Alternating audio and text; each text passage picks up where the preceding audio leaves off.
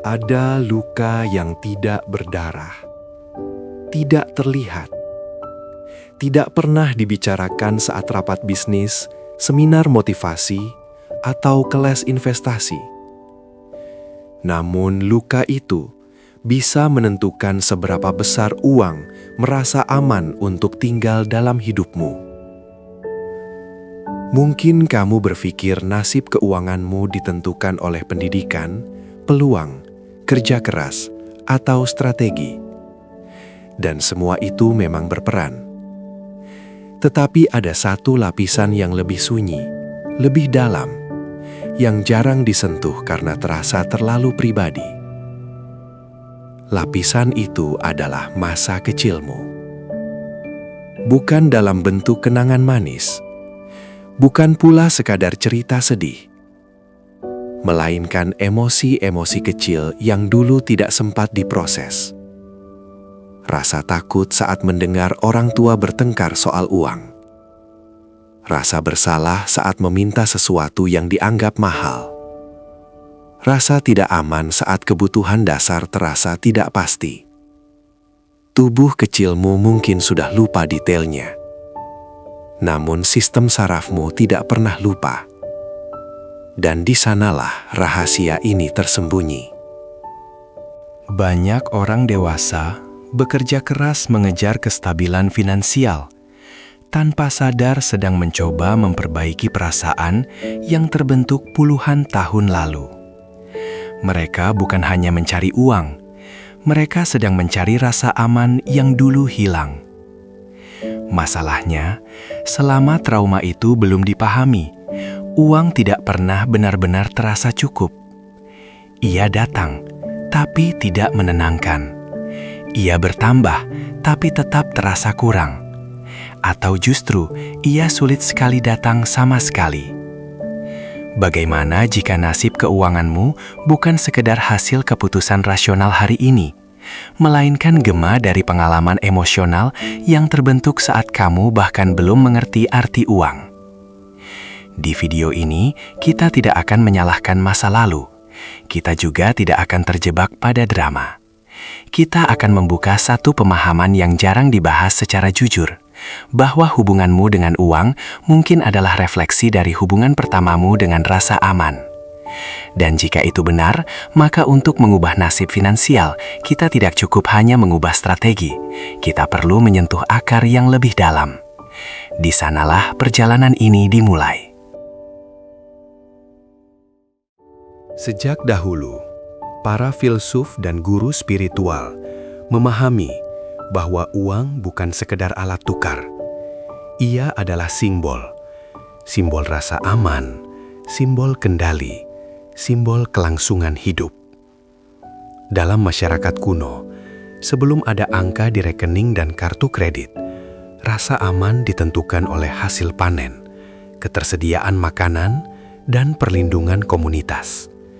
Jika musim gagal panen datang, bukan hanya perut yang lapar, jiwa pun terguncang. Rasa takut akan kekurangan bukan sekedar ketidaknyamanan. Ia adalah ancaman eksistensial.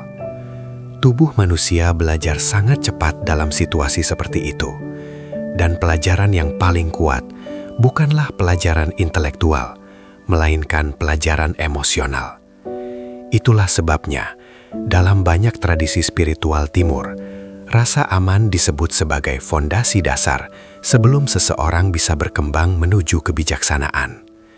Dalam sistem cakra misalnya, pusat energi pertama yang berkaitan dengan kelangsungan hidup dan stabilitas menjadi akar dari seluruh pertumbuhan spiritual. Tanpa akar yang kuat, pohon tidak bisa tumbuh tinggi. Namun sejarah modern membawa perubahan yang halus.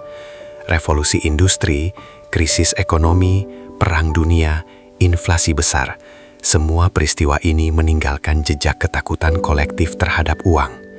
Banyak keluarga hidup dalam bayang-bayang ketidakpastian. Orang tua yang tumbuh dalam kekurangan seringkali tanpa sadar mewariskan ketegangan itu kepada anak-anaknya. Bukan melalui kata-kata saja, melainkan melalui ekspresi wajah saat membayar tagihan, nada suara saat membahas harga, keheningan yang canggung saat membicarakan utang. Anak-anak tidak memahami ekonomi, tetapi mereka memahami emosi, dan emosi yang berulang akan menjadi pola. Disinilah muncul konsep yang dalam psikologi modern dikenal sebagai money script, naskah batin tentang uang yang terbentuk sejak dini. Namun jauh sebelum istilah itu ada, para mistikus telah memahami bahwa setiap manusia membawa rekaman pengalaman awal yang membentuk cara ia merespons dunia. Yang jarang disadari adalah ini: trauma finansial tidak selalu berarti kemiskinan ekstrim. Kadang ia muncul dalam bentuk yang lebih halus: orang tua yang terlalu cemas, orang tua yang terlalu hemat hingga menimbulkan rasa bersalah saat menikmati sesuatu, atau sebaliknya, orang tua yang impulsif dan membuat rumah terasa tidak stabil. Semua itu menciptakan asosiasi emosional terhadap uang. Sepanjang sejarah, pengetahuan tentang luka batin ini sering disederhanakan menjadi nasihat moral. Hematlah, jangan boros, kerja keraslah. Namun sangat sedikit yang membahas bagaimana luka emosional masa kecil bisa menciptakan sabotase finansial di usia dewasa. Mengapa? Karena lebih mudah membicarakan strategi daripada menyentuh luka. Lebih mudah menyalahkan kurangnya disiplin daripada mengakui adanya rasa takut yang tidak pernah sembuh. Namun jika kita berani melihat lebih dalam, kita akan menemukan bahwa hubungan kita dengan uang bukanlah hubungan rasional semata. Ia adalah hubungan emosional yang telah lama terbentuk, kadang bahkan sebelum kita bisa memilih. Dan disinilah kunci perubahan tersembunyi. Karena jika pola itu dipelajari, maka pola itu juga bisa dipahami. Dan jika dipahami, ia bisa diubah. Namun sebelum kita sampai ke sana, kita perlu mengurai bagaimana trauma kecil yang tampaknya tidak signifikan bisa mempengaruhi keputusan finansial besar dalam hidup kita. Itulah yang akan kita buka di bagian berikutnya.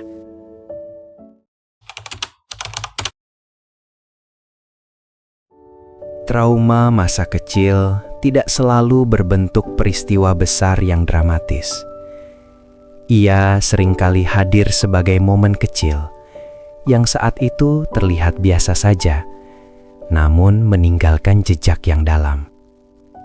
Seorang anak yang mendengar kalimat, "Uang itu susah dicari," berulang kali. Atau anak yang melihat wajah orang tuanya berubah tegang setiap akhir bulan. Atau anak yang pernah dimarahi hanya karena meminta sesuatu yang dianggap tidak perlu. Momen-momen ini tampak sederhana, namun bagi sistem saraf anak, itu adalah pelajaran tentang dunia. Dan anak tidak memiliki kemampuan untuk menyaring makna seperti orang dewasa. Ia tidak berkata, "Oh, ini hanya kondisi sementara." Ia menyimpulkan sesuatu yang jauh lebih mendasar. Dunia tidak aman. Meminta itu berbahaya. Keinginan bisa menyakiti orang lain. Uang adalah sumber konflik. Kesimpulan ini tidak tertulis di buku catatan. Ia tertanam di tubuh.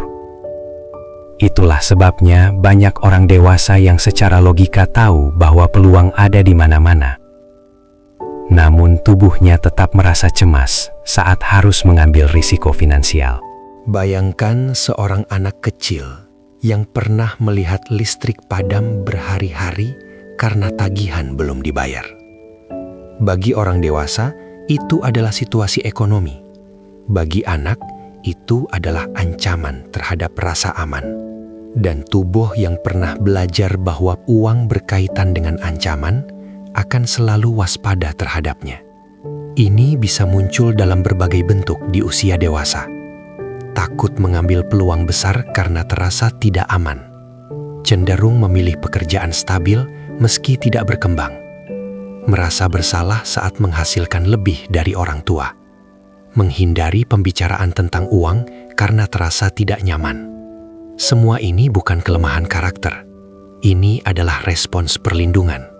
Tubuh hanya mencoba memastikan kamu tidak merasakan ancaman yang sama seperti dulu. Namun, disinilah paradoksnya. Apa yang dulu melindungi, sekarang justru membatasi. Seperti sistem alarm yang terlalu sensitif. Ia berbunyi bukan hanya saat ada bahaya, tetapi juga saat ada peluang. Trauma masa kecil bekerja seperti lensa tak terlihat. Ia membentuk cara kita memandang risiko, kelimpahan, bahkan nilai diri. Jika dulu kamu belajar bahwa uang sulit dan penuh konflik, maka secara tidak sadar kamu mungkin akan menghindari situasi yang menuntutmu berhadapan langsung dengannya. Bukan karena kamu tidak mampu, tetapi karena bagian dalam dirimu ingin tetap aman. Dan bagian itu seringkali sangat setia. Masalahnya, kehidupan dewasa membutuhkan keberanian yang tidak selalu sejalan dengan ketakutan lama. Untuk memahami nasib keuanganmu hari ini, kita perlu bertanya dengan jujur. Apakah keputusan-keputusan finansialmu benar-benar dibuat oleh versi dirimu yang dewasa atau oleh bagian kecil di dalam dirimu yang masih takut? Pertanyaan ini mungkin terasa tidak nyaman, namun disitulah pintu perubahan mulai terbuka. Dan di balik pintu itu ada lapisan yang lebih dalam lagi, tentang bagaimana trauma bukan hanya menciptakan rasa takut, tetapi juga membentuk identitas finansialmu tanpa kamu sadari. Itulah yang akan kita telusuri selanjutnya.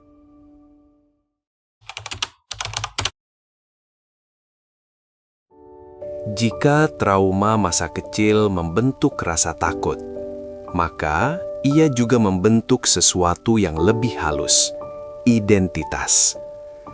Banyak orang tidak menyadari bahwa mereka bukan hanya memiliki kebiasaan finansial, mereka memiliki identitas finansial. Identitas ini terbentuk bukan dari angka di rekening, melainkan dari pengalaman emosional pertama tentang uang. Seorang anak yang tumbuh dalam kekurangan bisa tumbuh menjadi dua kemungkinan ekstrim. Ia bisa menjadi sangat hemat, takut kehilangan, sulit menikmati hasil kerja kerasnya sendiri. Atau sebaliknya, menjadi impulsif, menghabiskan uang cepat karena jauh di dalam dirinya ada pesan. Uang tidak pernah bertahan lama, jadi nikmati sebelum hilang. Keduanya berakar pada luka yang sama, ketidakamanan. Inilah paradoks yang jarang dibahas. Trauma tidak selalu membuat seseorang menghindari uang, kadang justru membuatnya terobsesi dengannya. Obsesi dan penghindaran adalah dua sisi dari ketakutan yang sama. Dalam psikologi modern, ada istilah attachment style, gaya keterikatan. Seperti kita memiliki gaya keterikatan terhadap pasangan, kita juga memiliki gaya keterikatan terhadap uang. Ada yang cemas, selalu takut kurang. Ada yang menghindar, tidak ingin membicarakannya. Ada yang ambivalen, ingin kaya tapi takut terlihat berubah. Namun jarang sekali kita diajak melihat bahwa gaya ini mungkin terbentuk sebelum kita mengerti arti investasi atau penghasilan. Coba perhatikan ini dengan jujur. Apakah kamu merasa tidak nyaman saat memiliki uang lebih banyak dari lingkunganmu?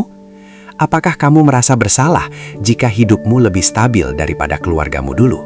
Apakah ada suara halus yang berkata, "Jangan terlalu jauh, nanti kamu sendirian"? Itu bukan suara logika.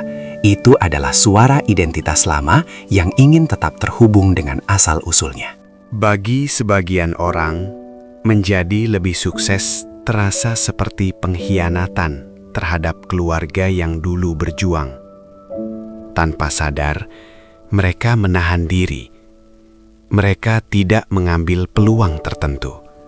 Mereka menunda kenaikan harga. Mereka membatasi pertumbuhan. Semua itu demi satu hal, tetap merasa menjadi bagian dari cerita lama.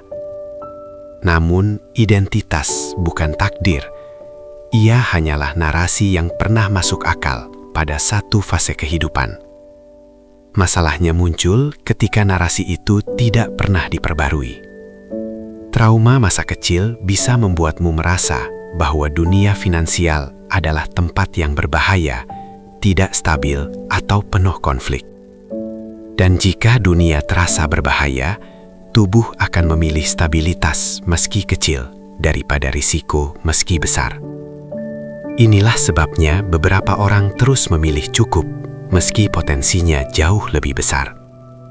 Bukan karena mereka tidak mampu, tetapi karena versi kecil dalam diri mereka lebih menghargai keamanan daripada pertumbuhan. Namun, ada kabar baik yang jarang disadari. Bagian kecil itu tidak ingin menghancurkan hidupmu. Ia hanya ingin melindungimu. Dan perlindungan terbaik yang bisa kamu berikan sekarang bukan dengan menekannya, melainkan dengan memahaminya. Karena ketika trauma dipahami, ia berhenti mengendalikan. Dan ketika identitas diperbarui, pilihan finansial mulai berubah. Namun, pemahaman saja belum cukup. Kita perlu langkah nyata untuk berdamai dengan bagian kecil itu, agar ia tidak lagi memegang kemudi keputusan finansialmu. Itulah yang akan kita bahas berikutnya.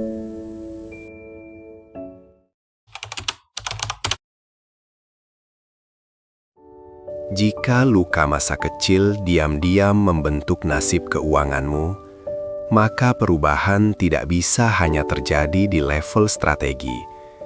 Ia harus menyentuh level emosi. Namun, ini bukan tentang mengulang masa lalu secara dramatis. Ini tentang menghadirkan kesadaran baru pada bagian kecil dalam dirimu, bagian yang dulu belajar takut. 1. Latihan menemui diri kecil. Luangkan waktu beberapa menit dalam keheningan. Pejamkan mata. Bayangkan dirimu saat masih kecil. Usia ketika kamu pertama kali menyadari bahwa uang bisa menjadi sumber ketegangan. Lihat ekspresi wajahnya. Apa yang ia rasakan? Takut? Bingung? Merasa bersalah? Sekarang, sebagai dirimu yang dewasa, dekati ia dalam imajinasi. Katakan padanya dengan lembut, "Sekarang aku sudah dewasa. Aku bisa menjaga kita. Uang tidak lagi seberbahaya dulu." Latihan ini sederhana, namun bagi banyak orang, ia terasa menggetarkan. Karena untuk pertama kalinya, kamu tidak lagi memaksa dirimu berani. Kamu memberi rasa aman. 2. Mengamati respons tubuh saat membahas uang. Perhatikan tubuhmu saat menentukan harga, membicarakan kenaikan gaji, mengambil keputusan investasi. Apakah ada ketegangan di dada, di perut, di rahang? Tubuh seringkali berbicara lebih jujur daripada pikiran. Alih-alih melawannya, tanyakan dengan lembut, bagian mana dalam diriku yang sedang takut? Kesadaran ini perlahan memisahkan dirimu yang dewasa dari reaksi masa lalu. 3. Ritual keamanan finansial. Banyak trauma finansial berkaitan dengan rasa tidak aman. Mulailah membangun ritual keamanan kecil. Misalnya, menyisihkan sejumlah kecil uang secara konsisten, bukan karena takut, tetapi sebagai simbol stabilitas. Membuat daftar bukti bahwa saat ini hidupmu lebih aman daripada dulu. Menyadari bahwa kamu memiliki pilihan yang dulu tidak kamu miliki. Ini bukan tentang nominal. Ini tentang pesan batin. Kita aman sekarang. 4. Hindari kesalahan umum. Kesalahan pertama adalah menyalahkan orang tua. Mereka pun bertindak dari luka yang mereka miliki. Menyalahkan hanya memperpanjang pola. Kesalahan kedua adalah memaksa diri berubah terlalu cepat. Trauma terbentuk bertahun-tahun. Ia tidak menghilang dalam satu malam. Kesalahan ketiga adalah mengira bahwa kesadaran membuatmu lemah. Justru sebaliknya, semakin kamu memahami pola emosionalmu, semakin kamu bebas membuat keputusan rasional. 5. Memperbarui identitas finansial. Setiap kali kamu membuat keputusan finansial, tanyakan, apakah ini pilihan orang dewasa yang sadar atau respons anak kecil yang takut? Pertanyaan ini mungkin sederhana, namun ia memiliki kekuatan besar karena ia memindahkan kemudi kembali ke tanganmu. Perlahan kamu akan menyadari bahwa uang bukan lagi simbol ancaman. Ia hanyalah alat. Dan saat alat itu tidak lagi dibungkus emosi lama, keputusanmu menjadi lebih jernih. Namun sebelum kita menutup perjalanan ini, ada satu hal penting yang perlu kamu pahami. Trauma masa kecil mungkin membentuk awal cerita, tetapi ia tidak harus menentukan akhir cerita. Itulah yang akan kita simpulkan di bagian terakhir.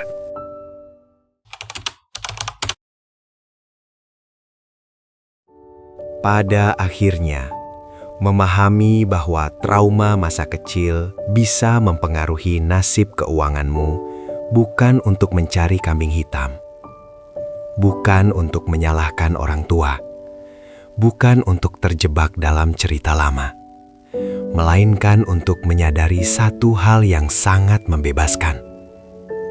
Apa yang terbentuk tanpa kesadaran bisa dilepaskan dengan kesadaran.